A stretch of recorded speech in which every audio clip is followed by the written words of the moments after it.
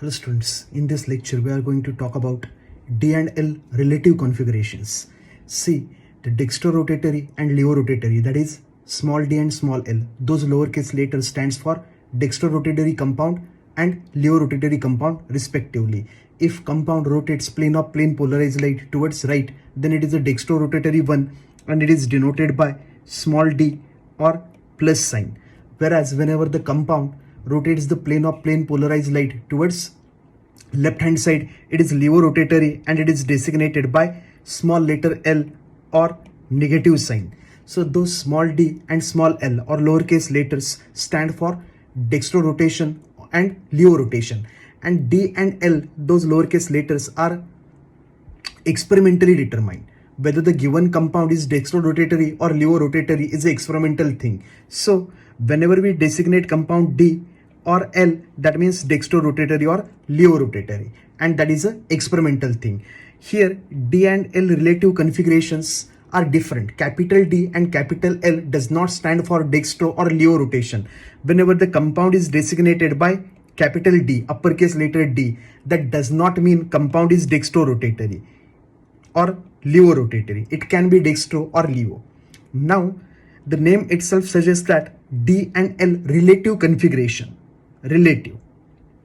So this capital D and capital L relative configurations were used before those R and S configuration, absolute configuration. म्हणजे स्पेसमध्ये जी actual orientation असते ॲटमची, की जे atoms आहेत those are attach to chiral centre, how those are oriented in a space. तर त्याच्यासाठी आपल्याकडे काय absolute configuration, R and S configuration. मग ते आर आणि एस कन्फिगरेशन यूज करायच्या आधी D and L configuration use करायचे, आणि याच्यासाठी एखादा मॉलिक्यूल आहे त्याला स्टँडर्ड कन्सिडर केलं जायचं. म्हणजे सपोज तुम्हाला रिलेटिव्ह कन्फिगरेशन सांगायचं आहे शुगरचं, कार्बोहायड्रेटचं, तर ग्लिसरॉल्डिहाइड, डी ग्लिसरॉल्डिहाइडचा मॉलिक्यूल आहे, it is considered as a standard. आणि मग त्याच्यामध्ये OH ग्रुप कुठल्या साईडला आहे कायरल सेंटरच्या, त्याच्यावरून मग तो कॅपिटल डी किंवा कॅपिटल एल हे ठरायचं. आता हे बघ, आपण जाऊया स्टेप बाय स्टेप काय येते हे बघ.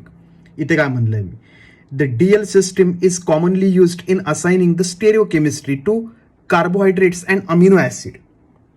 हे जे कॅपिटल डी और कॅपिटल एल ह्या जुन्या मेथड्स आहेत. कधीच्या मेथड्स आहेत? ॲब्सोल्यूट कन्फिगरेशनच्या आधीच्या मेथड्स आहेत. आणि ह्या कशासाठी यूज केल्या जायच्या? To assign stereochemistry to the carbohydrates, म्हणजे शुगर्स, कार्बोहायड्रेट्स और अमिनो ॲसिड्स. ते त्यांच्यासाठी वापरायचे, फक्त कार्बोहायड्रेट्स किंवा अमिनो ॲसिडसाठी. इकडे म्हणलं बघ, this system was used before there was no method for determining the absolute configuration of atoms around the chiral center. म्हणजे ज्यावेळेस आपल्याकडे ॲब्सोल्यूट कन्फिगरेशन म्हणजे actual orientation of atom define करायची आपल्याकडे सिस्टीमच नव्हती. म्हणजे कुठली सिस्टीम? RS configuration. ही सिस्टीमच ज्यावेळेस आपल्याकडे डेव्हलप झाली नव्हती त्यावेळेस आपण यूज करायचो DL सिस्टीम.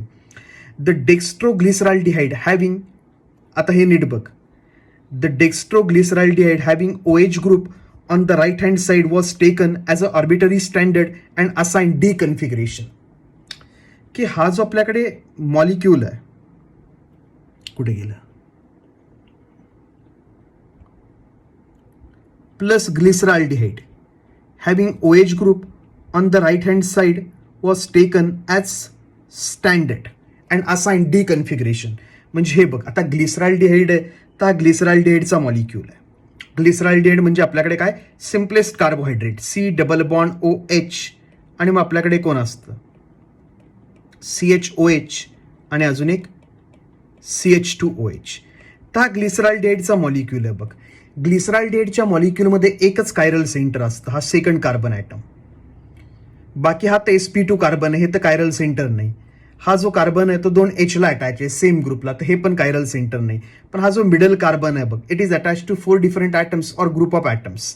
हा जो मिडल कार्बन आहे, second carbon, it is attach to OH, H, formyl group CHO, आणि इकडे कुणाला अटॅच आहे, CH2OH. तर हे चारही ग्रुप्स आहेत, डिफरंट ग्रुप्स आहेत. त्यामुळं ग्लिसरॉल्डिहाइडमध्ये काय, एक कायरल सेंटर आहे. आणि हा जो ग्लिसरॉल्डिहाइडचा मॉलिक्यूल आहे, it is the simplest carbohydrate non. हे आपल्याकडे एक मोनोसॅक्राइड आहे, कार्बोहायड्रेट आहे, आणि एक सिम्पलेस्ट फॉर्ममध्ये याच्यामध्ये एकच कायरल सेंटर आहे फक्त, हे बघ. मग आता फिशर प्रोजेक्शन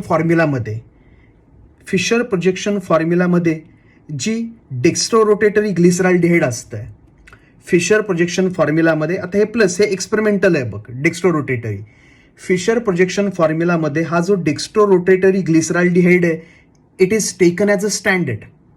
ह्याला स्टँडर्ड म्हणून कन्सिडर केलं जातं आणि त्याला काय म्हणलं जातं, डिग्लिसरॉल्डिहाइड, कॅपिटल डिग्लिसरॉल्डिहाइड. हा जो आपल्याकडे ग्लिसरॉल्डिहाइडचा मॉलिक्यूल आहे त्याला म्हणायचं स्टँडर्ड आणि त्याला काय म्हणायचं, डिग्लिसरॉल्डिहाइड. हा डेक्स्ट्रोरोटेटरी आहे म्हणून डी असं नाही, त्यांनी ऑर्बिटरी स्टँडर्ड इकडे म्हणलंच आहे, ऑर्बिटरी स्टँडर्ड म्हणजे रँडमली चूज केला की हा जो डिग्लिसरॉल्डिहाइड आहे, डी म्हणजे डेक्स्ट्रोरोटेटरी ग्लिसरॉल्डिहाइड, नाव it is taken as a standard आणि त्याला असाइन केलं कॅपिटल डी. मग कॅपिटल डी म्हणजे काय सांगतं की ग्लिसरॉल्डिहाइडमध्ये जे कायरल सेंटर आहे, हा first carbon, second carbon, third carbon, तर ग्लिसरॉल्डिहाइडमध्ये जे कायरल सेंटर आहे त्याचा OH ग्रुप राईट हँड साईडला आहे. कायरल सेंटरचा OH ग्रुप जर राईट हँड साईडला असेल, it means D configuration. Chiral सेंटरचा OH ग्रुप जर लेफ्ट हँड साईडला असेल ग्लिसरॉल्डिहाइडमध्ये, it stands for L configuration. इथे म्हणलंच आहे बघ, द डेक्स्ट्रोग्लिसरॉल्डिहाइड, डेक्स्ट्रो म्हणजे experimental thing, the dextroglyceraldehyde having OH group on right is taken as standard and assign D configuration. Randomly त्याला आपण डी म्हणतो, ह्या डेक्स्ट्रोला डी, कॅपिटल डी. आणि त्याची जी मिरर इमेज आहे की ज्याच्यामध्ये हा OH लेफ्ट हँड साईडला येणार, त्याला आपण म्हणतो मग एल ग्लिसरॉल्डिहाइड. ओके, ती स्टँडर्ड झाली. ह्या दोघांना आपण कन्सिडर केलं स्टँडर्ड, एकाला म्हणलं डी, त्याच्या मिरर इमेजला म्हणलं एल. आणि मग हे आपण यूज करतो for naming of sugars, carbohydrates. आणि जे अमिनो ॲसिड्स आहेत, अमिनो ॲसिड्समध्ये हा जो आहे आपल्याकडे एल सेरीन, हा सेरीन आहे, हे नॉन इसेन्शियल अमिनो ॲसिड आहे. हा मॉलिक्यूल कन्सिडर केला जातो ॲज अ स्टँडर्ड. हे बघ, शुगर आहे, शुगरचं नॉमेनक्लेचर करायचं आहे, तर शुगरचं नॉमेनक्लेचर करायचं आहे तर ग्लिसरॉल्डिहाइडला कन्सिडर करतात ॲज अ स्टँडर्ड आणि त्याच्यामधल्या एका स्ट्रक्चरला म्हणतात डी, दुसऱ्या स्ट्रक्चरला म्हणतात एल. तसं ॲमिनो ॲसिडमध्ये पण कुठला तरी मॉलिक्यूल स्टँडर्ड कन्सिडर करावा लागेल ना. मग इथं लिहिलं आहे बघ, similarly naming of amino acids, levorotatory serine having NH2 group on left hand side is taken as arbitrary standard and assigned N configuration. Amino ॲसिडमध्ये हा जो लिओरोटेटरी सेरीन मॉलिक्यूल, याच्यामध्ये पण हे बघ कायरल सेंटर आहे. हा जो कार्बन आहे it is attach to H, इकडे NH2, वरती COOH आहे आणि इकडे CH2OH. त्यांना पण अमिनो ॲसिड्स म्हणतो का, तर याच्यामध्ये ॲसिड ग्रुप पण आहे, COOH आणि NH2 ग्रुप पण आहे, बेसिक ग्रुप अमिनो ॲसिड्स, ते अल्फा अमिनो ॲसिड्स आहेत. तर मग अल्फा अमिनो ॲसिडचं ज्यावेळेस आपण D and L configuration assign करतो त्यावेळेस हा जो एल सेरीन आहे it is taken as a standard, ह्याला चूज केला ॲज अ स्टँडर्ड मॉलिक्यूल. मग या स्टँडर्ड मॉलिक्यूलमध्ये NH2 ग्रुप कुठल्या साईडला असतो, लेफ्ट हँड साईडला, म्हणून त्याला एल फिनिश. मग त्याची जी मिरर इमेज येणार आहे इकडे, ज्याच्यामध्ये हा NH2 ग्रुप राईट हँड साईडला आहे, त्याला काय म्हणलंय डी. ते standard molecules. Similarly for naming amino acids, levorotatory serine having NH2 group on left hand was taken as a arbitrary standard and assigned L configuration. म्हणजे बाळ आपल्याला कळलं काय की कार्बोहायड्रेटचं जर नॉमेनक्लेचर करायचं आहे कार्बोहायड्रेटचं, तर आपला जो पण कार्बोहायड्रेट दिलाय त्याला आपण ग्लिसरॉल्डिहाइड बरोबर कम्पेअर करायचं. आपण त्याच्यामध्ये काय बघायचं, highest numbered chiral centre, highest numbered chiral center म्हणजे आता हे बघ 1, 2, 3, याच्यामध्ये 3 कार्बन आहेत. मग कायरल सेंटर एकच आहे, हा सेकंड. कायरल सेंटरचा हा जो OH ग्रुप आहे तो कुठल्या साईडला आहे, राईट साईडला, मग म्हणायचं डी कॉन्फिगरेशन. सपोज कायरल सेंटरचा OH जर लेफ्ट साईडला असेल तर काय म्हणायचं, एल कॉन्फिगरेशन. हे झालं स्टँडर्ड. आता आपल्याला जर एखाद्याने विचारलं की आपल्याला दिलेलं कार्बोहायड्रेट डी आहे का एल, तर ओळखायचं कसं, तर त्यासाठी काय रूल असतो बघ, इकडे लिहिलाय, इथे रूल लिहिलाय बघ मी. A sugar whose highest numbered chiral centre that is penultimate carbon has same configuration as T-glyceraldehyde. That is, OH group on the right hand side is designated as D sugar. Is designated as D sugar. म्हणजे तुला कळतंय का काय म्हणलं इकडे? A sugar whose highest numbered chiral centre. आता इथे बघ एक शुगर आहे, आपल्याला ग्लुकोज दिलाय हा. आता ह्या ग्लुकोजमध्ये आपण नंबरिंग करणार, तर हा फर्स्ट प्रायोरिटी ग्रुप आहे.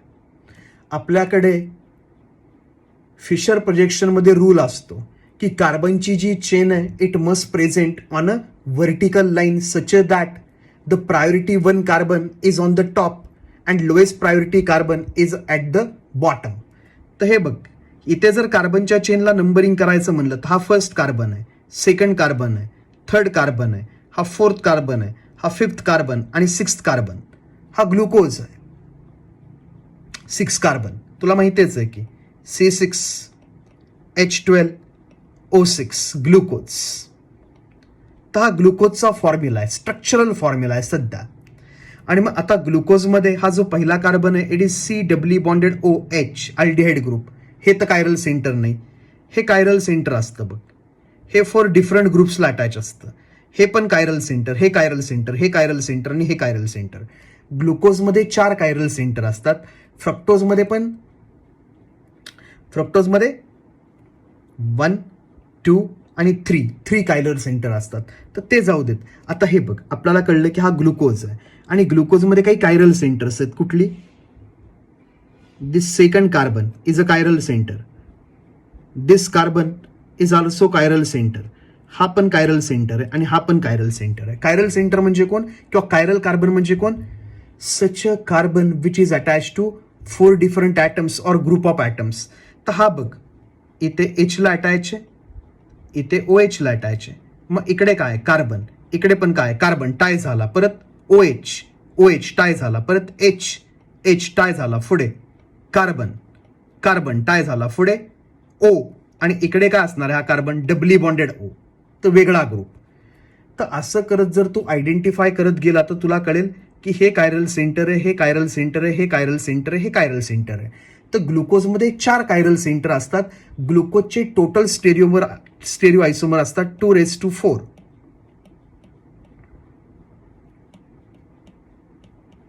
टोटल किती? 16. ग्लुकोजचे 16 स्टेरिओ आयसोमर असतात. का? तर बाळा, ग्लुकोजमध्ये नंबर ऑफ कायरल सेंटर्स किती? N = 4. आणि ह्याला आपण सिमेट्रिकली नाही तोडू शकत रे कुठूनच. Ends are different. Nची व्हॅल्यू आहे 4. तर total number of stereo isomers किती? 2⁻n. 2⁻n म्हणजे आपण म्हणा 2⁴ किती असणार आहेत? 16. तर ग्लुकोजचे टोटल 16 स्टेरिओ आयसोमर असतात. All are optically active. इथे फॉर्म्युला झाला की बाळा आपला.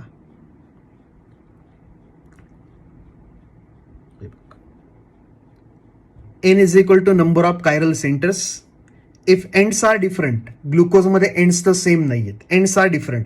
Number of optically active stereoisomers is equal to 2⁴. म्हणजे किती? 16. तर ग्लुकोजमध्ये टोटल असतात 16 stereoisomers. All are optically active. लक्षात ठेव, लिहून ठेव. MCQ मध्ये येतं आणि सोपं आहे, नाही कचरा येते, काही जास्त खतरनाक नाही. चला, तर आम्हाला रूल काय सांगतो की सगळ्यात पहिली तर कायरल सेंटर बघितले आम्ही. आता नंबरिंग करूयात. इथे आपण चल नंबरिंग करू. आपण म्हणूयात हा first carbon, second carbon, third carbon, fourth carbon, fifth carbon आणि हा लास्ट 6th कार्बन. आता ही D शुगर आहे का L शुगर आहे? कॅपिटल D का कॅपिटल L? स्मॉल D का स्मॉल L तर आपण बघून नाही सांगू शकत, ते एक्सपेरिमेंटल असतं. आता आपल्याला म्हणायचंय की हा डिग्लिसरॉल्डिहाइड सारखा आहे का ह्या स्टँडर्ड मॉलिक्यूल सारखा आपल्या.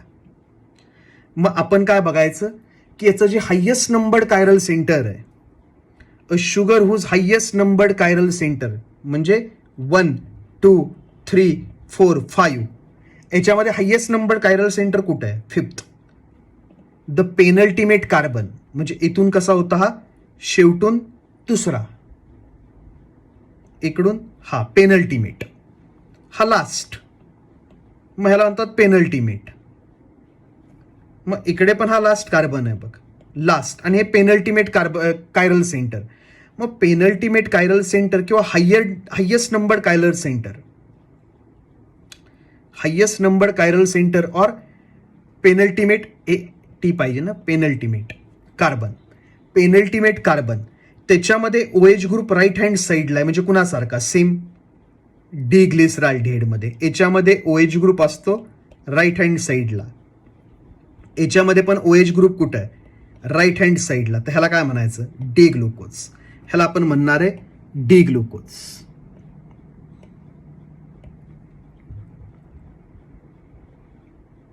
तर ही आपल्यासाठी निघाली डी ग्लुकोज. चलो, तर हा डी ग्लुकोज आहे. मग हे कशावरून कळलं आपल्याला, हे इथलं जे आहे ते.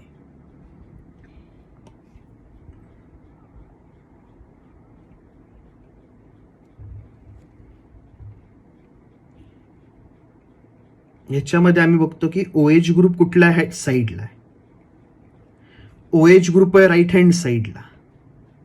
OH ग्रुप राईट हँड साईडला आहे तर डी कन्फिगरेशन, आणि OH ग्रुप जर असेल लेफ्ट हँड साईडला,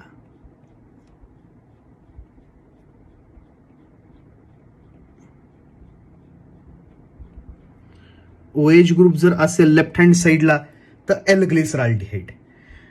आणि अमिनो ऍसिड्समध्ये वेगळं, अमिनो ऍसिड्समध्ये OH ग्रुप नाही, NH2 ग्रुप असतो.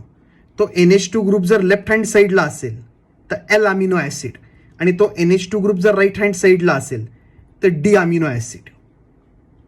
तर तेवढं लक्षात ठेव. इकडे काय कम्पेअर करायचे आपण, NH2 ग्रुप्स. H नाही बघत आपण कुठल्या साईडला आहे. अमिनो ऍसिड्समध्ये बघतो NH2 ग्रुप, आणि कार्बोहायड्रेट्समध्ये आपण जनरली बघतो OH ग्रुप, की जो हायेस्ट नंबर्ड कायरल सेंटर आहे,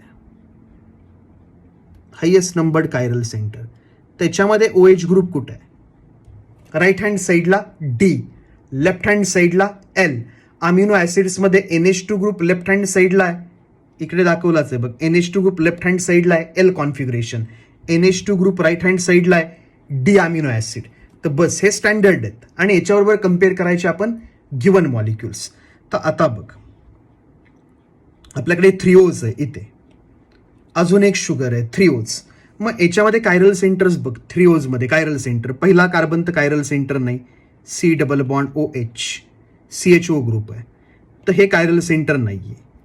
हे पण कायरल सेंटर नाही, कारण हा कार्बन कुणाला अटॅच आहे, दोन सेम ग्रुपला, तर हे पण कायरल सेंटर नाही. इथे कायरल सेंटर आहे बघ, OH, CHO, आणि इकडे एक वेगळाच ग्रुप आहे.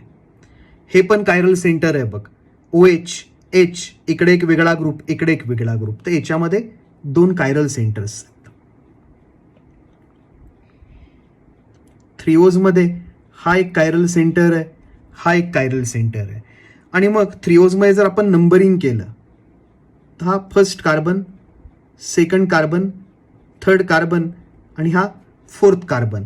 आता याच्यामध्ये बघ, highest numbered chiral centre, highest numbered chiral centre. तर हायेस्ट नंबर्ड म्हणजे हा 3 कायरल सेंटर काय, नंबर 2 अँड नंबर 3. त्याच्यामध्ये हायेस्ट नंबर्ड कुठला आहे, 3. A sugar whose highest number chiral center has the same configuration as D-glyceraldehyde, that is OH group on the right side, is designated as D sugar.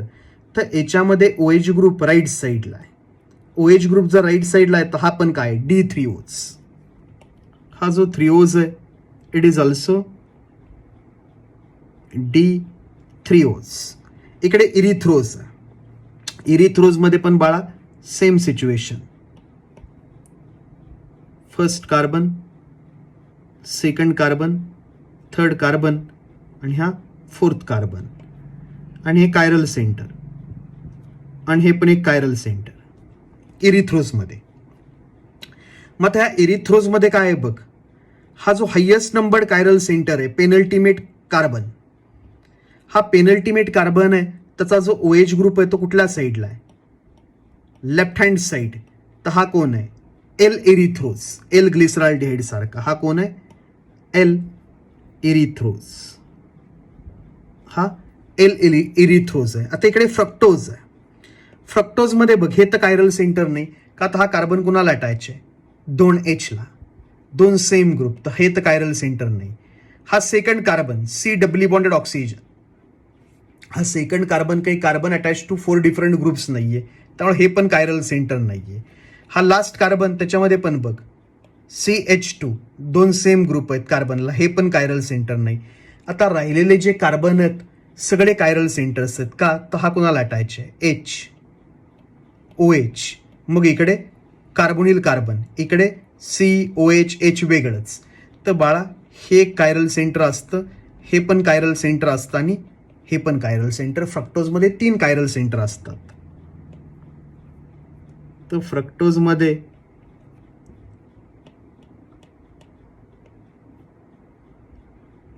these 3 are chiral centers.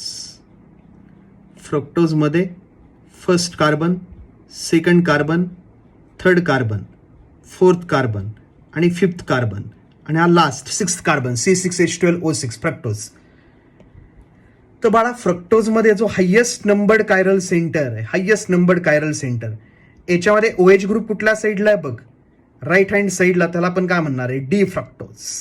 ह्याला आपण म्हणणार आहे capital D, dextro वगैरे नाही. तर हा D fructose.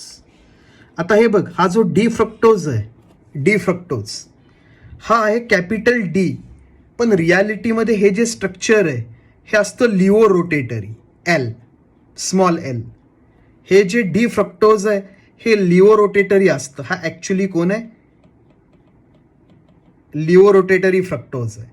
त्यामुळे तुम्हाला मला सांगायचं आहे की हा डी आणि डेक्स्ट्रो रोटेशन यांचा काही संबंध नाहीये. हे फक्त आपण लास्ट कन्फिगरेशन बघतोय कायरल सेंटरच, की OH कुठल्या साईडला आहे, राईट हँड साईडला डी, लेफ्ट हँड साईडला एल. विषय संपला. शेजारी मॅनोज आहे, हे ग्लुकोजचा स्टेरिओ आयसोमर आहे मॅनोज. आणि मॅनोजमध्ये ही कायरल सेंटर्स आहेत बघ, 1 2, तू घरी चेक कर, 3 आणि 4. याच्यामध्ये 4च कायरल सेंटर आहेत. ही first carbon, second carbon, third carbon, fourth carbon, fifth carbon आणि हा 6th कार्बन C6H12O6. मग आता याच्यामध्ये हायेस्ट नंबर्ड कायरल सेंटर, याच्यामध्ये OH ग्रुप राईट हँड साईडला आहे. तर परत एकदा हा कोण आहे, डी. परत एकदा हे कोण आहे, डी मॅनोज. डी मॅनोज, हा डी मॅनोज आहे, डी मॅनोज. ओके, याच्यामध्ये बघूयात आता इकडे. आता हे बघ, एक तर आपल्याला कळलं पाहिजे की कायरल सेंटर कुठली आहेत आणि कुठली कायरल सेंटर नाही आहेत ती. तर आता हे ते कायरल सेंटर आहे. देन अगेन हा एक कायरल सेंटर आहे आणि numbering, first carbon, second carbon, third carbon आणि हा फोर्थ कार्बन. आता मध्ये जो सेकंड लास्ट कार्बन आहे याच्यामध्ये त्याचा OH ग्रुप कुठे आला बघ,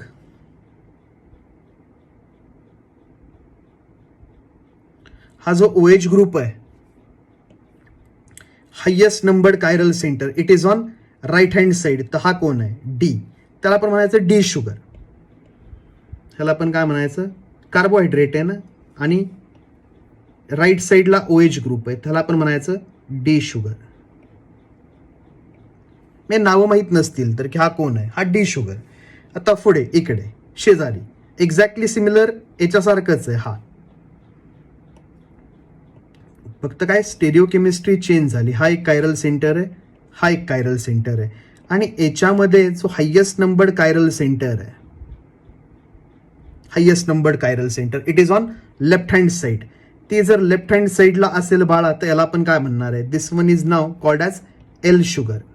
ह्याला आपण काय म्हणणार आहे, एल शुगर, एल शुगर.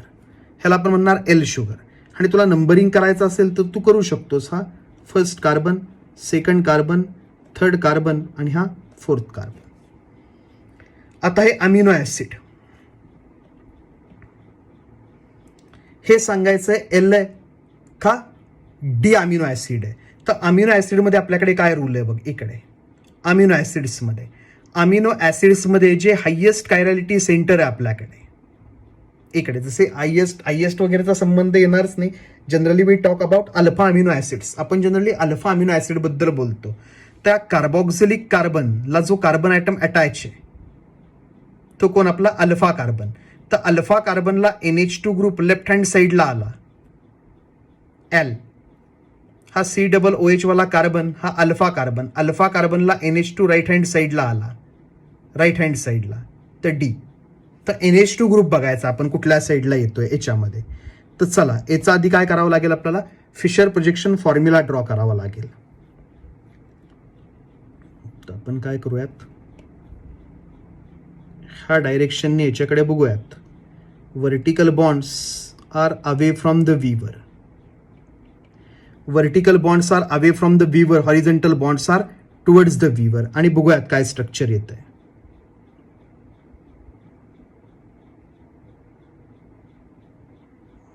चलो आता आपण ज्यास इकडून बघणार आहे, हे वर्टिकल बॉन्ड्स आहेत away from the viewer, COOH आणि H.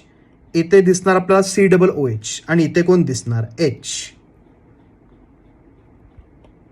चला तर आम्हाला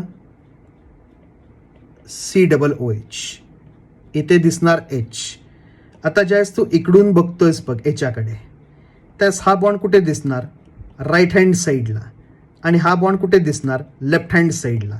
तर राईट हँड साईडला NH2 आणि लेफ्ट हँड साईडला कोण दिसणार, CH3. आता काही एडे लगेचच म्हणतात, काहींना ते पेशन्सच नसतात. NH2 सर राईट हँड साईडला आला, D अमिनो ॲसिड, हे ॲलानिन आहे अमिनो ॲसिड, तर हा D ॲलानिन. नाही रे बाळा, D नाही आहे हा. अजून जरा पेशन्स ठेव ना, लगेच नको ना चेक करू तू. काय वर्टिकल लाईनवरती सगळेजण आलेत का, आणि NH2च्या पुढे इकडे H आहे का, नाही. का तर हा फर्स्ट कार्बन आहे, हा सेकंड कार्बन आहे, आणि हा थर्ड कार्बन आहे. चेन बघ कशी, नाही ना चालत तसं. 1 2 3 आणि आपल्याकडे HNH2 पाहिजे ना रे, HNH2 HOH तसं पाहिजे. मग याच्यामध्ये आपल्याकडे रूल आहे, आपल्याला माहिती आहे आपण ह्याला काय करू शकतो, कन्वर्ट करू शकतो. कसा, तर एक बॉन्ड करायचा फिक्स आणि बाकीचे बॉन्ड्स करायचे रोटेट. थोडीशी काय करूयात, स्पेस बनवून घेऊयात आपण.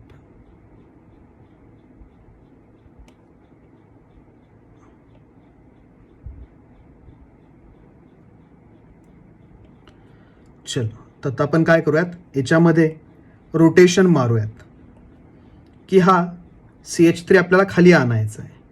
हा CH3 जर इथे आला तर हा H इकडे जाणार आणि मग हा NH2 इकडे येणार. तर हे स्ट्रक्चर आहे तसंच राहणार, फक्त काय झालं, CC बॉन्ड रोटेट झाला, CC बॉन्ड रोटेट झाला. मग त्याच्यानंतर आपल्याला आता शेजारी दुसरं स्ट्रक्चर मिळेल, तो तोच मॉलिक्यूल आहे, सेम मॉलिक्यूल, काही चेंज नाही. फक्त आता हा जो शेजारी मॉलिक्यूल मिळतोय त्याच्यामध्ये काय झालं बघ, COOH as it is, COOH as it is. बॉटमला आला बघ CH3 ग्रुप, इकडे आलं H, आणि लेफ्ट हँड साईडला कोण आला, NH2 ग्रुप लेफ्ट हँड साईडला. आता बघ, हा फर्स्ट कार्बन, हा सेकंड कार्बन आणि हा थर्ड कार्बन. आणि आता याच्यामध्ये हे कायरल सेंटर, सेकंड कार्बनला याच्यामध्ये हे कायरल सेंटर, आणि कायरल सेंटरच्या अराउंड आता बघ H आणि NH2.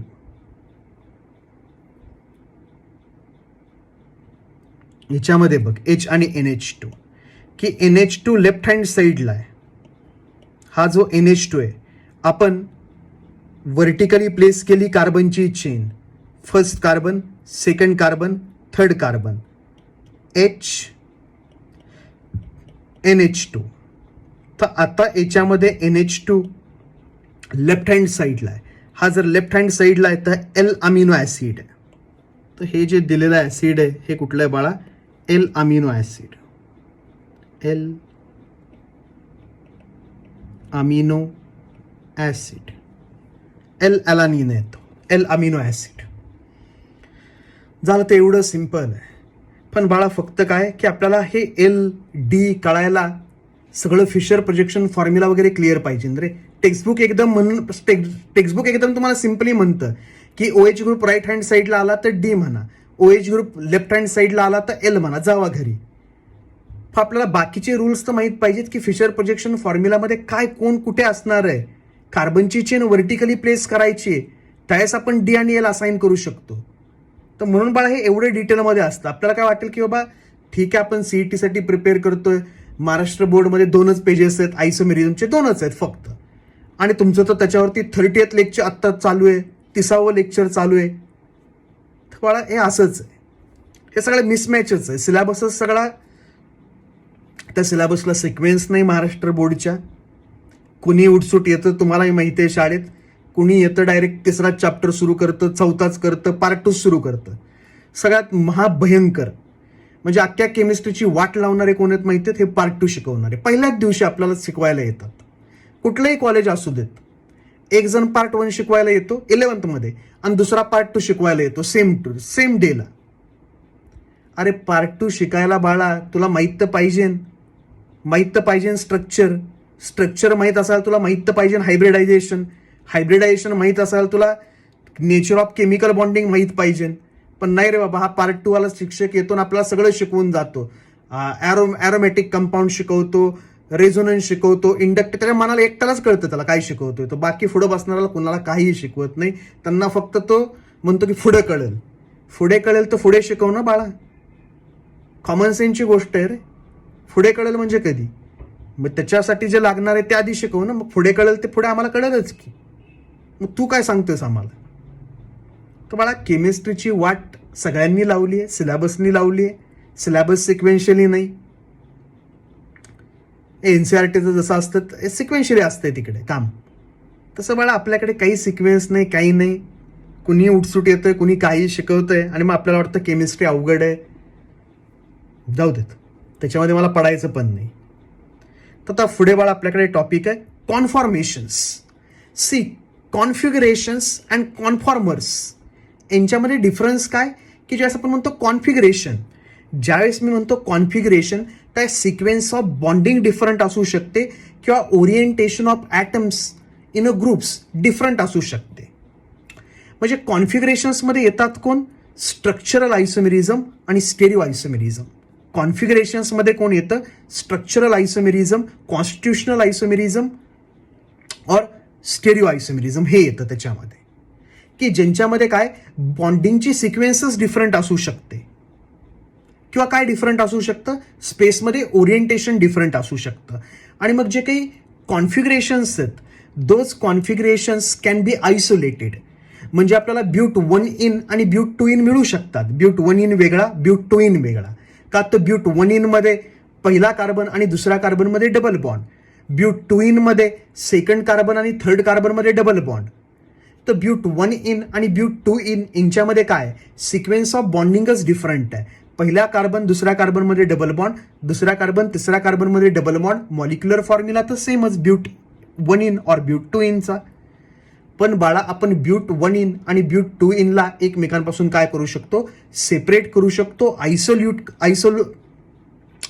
करू शकतो. तर ज्यांना आपण आयसोलेट करू शकतो म्हणजे वेगवेगळं करू शकतो, दोज आर कॉन्फिगरेशन्स, डिफरंट मॉलिक्युल्स कॉन्फिगरेशन्स.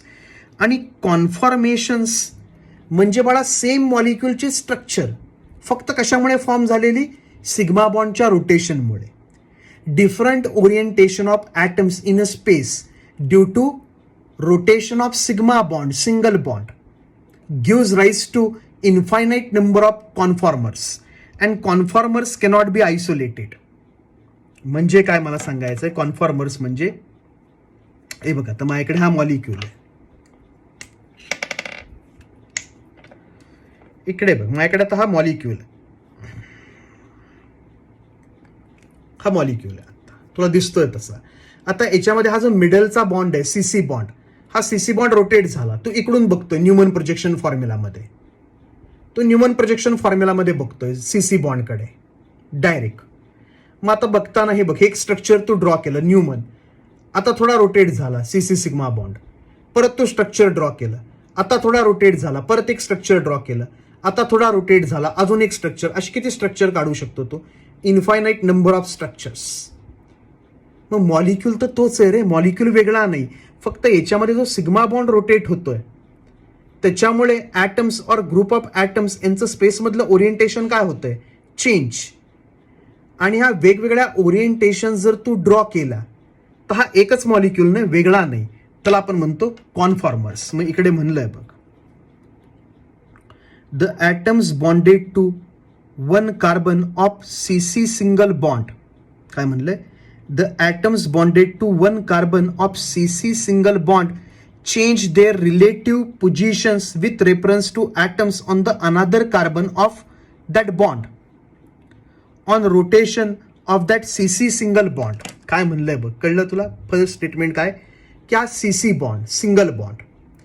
आता ह्याच्यामधल्या एका कार्बनचे हे ॲटम्स, पाठीमागच्या कार्बनचे, आणि पुढच्या कार्बनचे ॲटम्स. आता CC बॉन्ड रोटेट झाला की काय होतंय बघ, एका एचे ॲटम्स, एका कार्बनला attach atoms with respect to back कार्बनच्या ॲटम्स बरोबर त्यांच्या पोझिशन्स काय करतायत, चेंज. दिसतंय तुला स्क्रीनमध्ये की पुढच्या कार्बनला जे ॲटम्स अटॅच आहेत किंवा ग्रुप्स अटॅच आहेत त्यांच्या पोझिशन्स पाठीमागच्या कार्बनच्या ॲटम्स किंवा ग्रुप्स आहेत त्यांच्या रिलेटेड काय होत आहेत, कंटिन्युअसली चेंज. आता पुढे काय म्हणलंय बघ, the resulting arrangement of atoms in space about the CC single bond are called as conformations. ह्यांना आपण म्हणतो कॉन्फॉर्मेशन्स. की आत्ता असं दिसतंय तर हे एक कॉन्फॉर्मेशन. आता CC बॉन्ड थोडा रोटेट झाला, हे दुसरं conformation, third conformation, fourth conformation, fifth conformation, sixth conformation, seven conformation, अशी आपण इन्फायनाईट कॉन्फॉर्मेशन्स ड्रॉ करू शकतो, कॉन्फिगरेशन्स नाही. Configuration stands for different molecules. हे आपण एकाच मॉलिक्युलची स्ट्रक्चर्स ड्रॉ करतोय due to CC single bond rotation. एकाच मॉलिक्युलमध्ये CC सिंगल बॉन्ड रोटेट झाला तर ॲटमच्या position with respect to one another स्पेसमध्ये काय होत आहेत, चेंज. आणि मग ती दाखवणारी structures are called as conformations. Conformations cannot be isolated from one another. म्हणजे काय की हा मॉलिक्यूल असा आहे, हे एक कॉन्फॉर्मेशन, आणि मला हे एक कॉन्फॉर्मेशन सापडलं. हे कॉन्फॉर्मेशन आणि हे कॉन्फॉर्मेशन एकमेकांपासून आपण वेगवेगळं नाही करू शकत, नाही करू शकत, का आता हा एकच मॉलिक्यूल आहे आणि त्याच्यामध्ये सिंगल बॉन्ड कंटिन्युअसली रोटेट होत राहणार आहे. तर याची इन्फायनाईट आपल्याला कॉन्फॉर्मेशन्स मिळतील, तर त्यांना आपण म्हणतो कॉन्फॉर्मेशन्स. आणि कॉन्फॉर्मेशन्स काय, इन्फायनाईट. आयसोमर्स, कॉन्फिगरेशन्स इन्फायनाईट नसतात बाळ, पण कॉन्फॉर्मेशन्स ही काय बनवू शकतात, इन्फायनाईट नंबर. आपण थोडा थोडा बॉन्ड रोटेट करून आपण इन्फायनाईट पोझिशन्स बनवू शकतो, रिलेटिव्ह पोझिशन्स. तर इकडे आता इथे काय म्हणलंय बघ, different arrangements of atoms that can be converted into one another by rotation about single bonds are called as conformations. की कॉन्फॉर्मेशन्स आपण एक दुसऱ्यांमध्ये इझिली कन्वर्ट करू शकतो. आता हे बघ, हे कॉन्फॉर्मेशन आहे, आता हे दुसरं कॉन्फॉर्मेशन, परत मी असं रोटेट केलं, पहिलं कॉन्फॉर्मेशन मिळालं, रोटेट झाला, परत पहिलं कॉन्फॉर्मेशन मिळालं. तसं मला कन्फिगरेशनमध्ये एवढं इझी, ब्यूट 1 इंच ब्यूट 2 इन करा, नुसताच आता मॉलिक्युल हातात घ्यायचा, म्हणायचं ब्यूट 1 इंच ब्यूट 2 इन कर, नाही, बॉन्ड मोडावे लागतील, तोडावे लागतील बॉन्ड आणि नवीन क्रिएट करावे लागतील. तर ती configurations, but 1 ene, but 2 ene are different configurations of butene configurations. आणि कॉन्फॉर्मर्स म्हणजे काय, तर CC सिंगल बॉन्ड रोटेट झाल्यानंतर स्पेसमध्ये आपल्याला जी ओरिएंटेशन्स दिसत आहेत ॲटमची, त्यांची चित्र म्हणजे कॉन्फॉर्मेशन्स. तर इकडे एक इम्पॉर्टंट स्ट्रक्चर स्टेटमेंट की different arrangement of atoms that can be converted into one another by rotation of single bonds are called conformations. की ही जी काही वेगवेगळी स्ट्रक्चर्स आपल्याला मिळत आहेत अरेंजमेंटची, ते आपण एकमेकांमध्ये इझिली कन्वर्ट करू शकतो by single bond rotation, bond मोडून नाही कुठला, सिंगल बॉन्ड रोटेशननी. तर त्यांना आपण म्हणतो कॉन्फॉर्मेशन्स. मग आता इकडे बघ, आता इकडे आपल्याकडे एक सॉर्स प्रोजेक्शन फॉर्म्युला आहे, दिसतोय तुला, हा एक सॉर्स प्रोजेक्शन फॉर्म्युला आहे. काही अशा टाईपमध्ये बघ, काही अशा टाईपमध्ये बघ, तो आत्ता स्क्रीनमध्ये बघतोयस माझ्याकडे, तर हे बघ, हे अशा टाईपमध्ये बघ. स्लांटिंग आपण दाखवलाय CC बॉन्ड, स्लांटिंग. आता हे बघ, हा फ्रंट कार्बन, तो यासाठी फ्रंट, त्याच्यामध्ये हा P खाली इकडे, आणि जो बॅकचा कार्बन आहे त्याच्यामध्ये X वरती, हे बघ X वरती. म्हणजे हे आत्ता माझ्याकडे जे आत्ता हातात आहे हे अशा टाईपमध्ये, तर हे ओरिएंटेशन आहे. मग तसं जर आपण काढायला गेलो न्यूमन प्रोजेक्शन फॉर्म्युला, म्हणजे आपण काय करणार, ह्या CC बॉन्ड जो आहे स्लांटिंग लाईनवरती त्याच्याकडे बघणार such that the back carbon is exactly behind the front carbon. म्हणजे तो अशा टाईपमध्ये बघणार. आता हे बघ, हे जे आहे याच्याकडे तू असं बघणार की हा जो पाठीमागचा कार्बन आहे एक्झॅक्टली बिहाइंड फ्रंट कार्बनच्या येणार, म्हणजे तू असं बघणार. बरोबर. त्यास तुला इकडे अशा टाईपची पोझिशन्स मिळेल ॲटम मध्ये. इकडे कोण दिसणार, P Q R, आणि पाठीमागे X Y Z. आत्ता स्क्रीनवरती दिसतंय तुझ्या त्या टाईपमध्ये. तर ज्यावेळेस आम्ही ह्या मॉलिक्यूलकडे इथून बघणार आहे त्यास फ्रंट कार्बनला P, राईट साईडला Q, लेफ्ट साईडला R, PQR.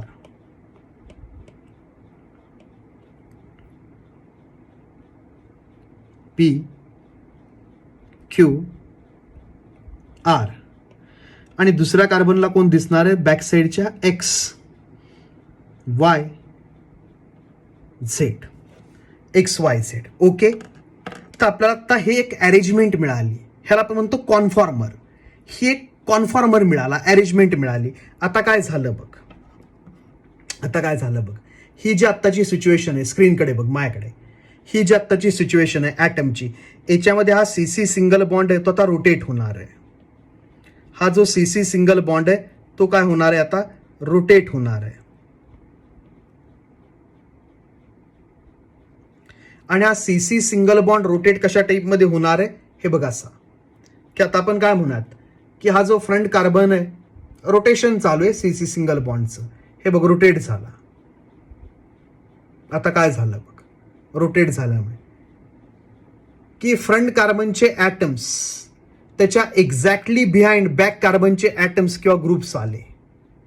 फ्रंट कार्बन त्याचे जे ॲटम्स आहेत किंवा ग्रुप्स आहेत त्याच्या एक्झॅक्टली बिहाइंड पाठीमागच्या कार्बनचे काय आले, ॲटम्स किंवा ग्रुप्स. मग आता ही अरेंजमेंट म्हणजे डिफरंट कॉन्फॉर्मेशन, ही एक कॉन्फॉर्मेशन, हे एक कॉन्फॉर्मेशन. तर बस अशी स्ट्रक्चर्स काढत गेलो आपण, अरेंजमेंट्स, तर त्याला काय म्हणायचं, कॉन्फॉर्मेशन्स. मग आता आपल्याला काय कळलं की ज्यावेळेस हा CC सिंगल बॉन्ड रोटेट होणार आहे, CC सिंगल बॉन्ड, त्यावेळेस काय झालं बघ, हा जो P आहे तो इकडे गेला. बरोबर. हा P गेला इथे, हा P इथे गेला की QA हे R इकडे येणार. हे बघ आला R. आणि हा जो QA तो इथं येणार. म्हणजे आपण 180 डिग्रीने रोटेशन करतोय बघ, 180 डिग्रीनी सगळ्यांना 180 डिग्रीनी फिरवायचं. हा PA 180 डिग्रीनी इथं येणार, हा R 180 डिग्रीनी इथे येणार, आणि Q 180 डिग्रीनी इकडे येणार. हे बघ, तर CC बॉन्ड आहे तो 180 डिग्रीनी रोटेट झाला. तर अशा टाईपची अरेंजमेंट मिळाली, इकडे दिसतंय ती. आता याचं जर न्यूमन प्रोजेक्शन फॉर्म्युला आपण काढायला गेलो,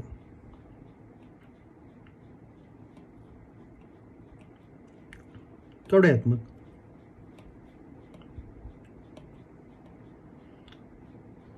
बघ आता ह्या CC बॉन्डकडे, तर आपल्याला काय दिसणार आहे, हे फ्रंटचे जे ॲटम्स आहेत P R Q, त्याच्या एक्झॅक्टली पाठीमागे कोण असणार आहेत, एक्झॅक्टली पाठीमागे X Y आणि Z. मग आता बाळा हे जे स्ट्रक्चर आहे आणि हे जे स्ट्रक्चर आहे ते सेम मॉलिक्युल्स आहे, डिफरंट नाही. फक्त हे वेगळं कॉन्फॉर्मेशन आहे, हे वेगळं कॉन्फॉर्मेशन आहे. स्पेसमध्ये ओरिएंटेशन ॲटमचं काय होतंय, कंटिन्युअसली चेंज होतंय due to single bond rotation. मला आपण म्हणणार आहे कॉन्फॉर्मेशन 1, ह्याला म्हणणार आहे कॉन्फॉर्मेशन 2. अशा आपण इन्फायनाईट कॉन्फॉर्मेशन्स ड्रॉ करू शकतो. मग आता पुढे जे आहे काही त्याच्याबद्दल नेक्स्ट लेक्चरमध्ये बोलूयात. Okay, bye.